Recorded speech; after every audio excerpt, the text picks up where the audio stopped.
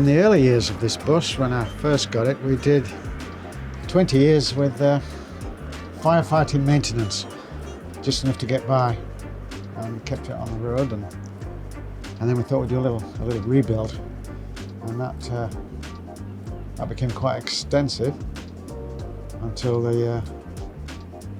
well, it's got a lot of new parts, shall we just say that. And it's done 1 million miles up to date in service, and we'd just like to squeeze a few more out of it before it ends up in the breakage yard, you know. So here we go. 20 miles today, 20 miles back, and we'll see how it goes.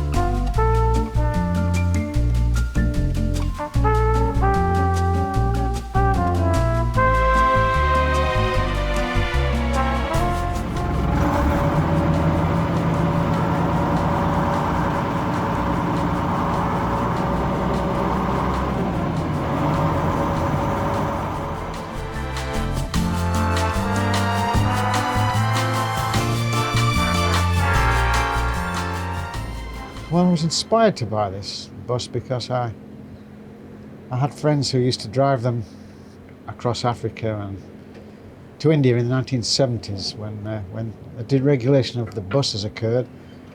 A company owned by Australians were virtually given whole fleets of these buses, and they packed them full of hippies, and they went across the world. Sometimes the buses made it back and sometimes they didn't. But they inspired me to get a bus 35 years ago, and who knows, we might eventually get that far. There's a lot of history to this bus, and it deserves to go a long way, so we hope to do it.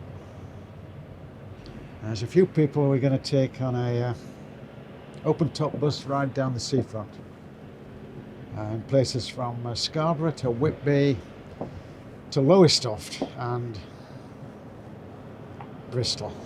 That's just some of the places it's going to go if we're successful here. We need an MOT. Technically, this is a historic vehicle and would not necessarily require an MOT, but we wouldn't drive it without one. So I'll see what they think. Have I done enough? Yeah.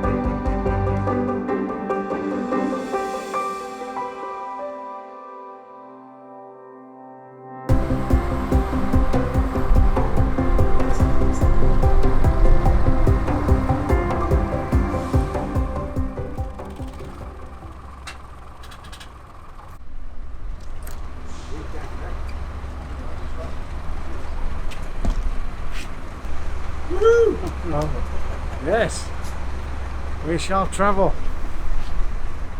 I feel all those hours were worth it, late nights, and you know, the last month, wow, every day the bus. And now we are validated to travel the highways.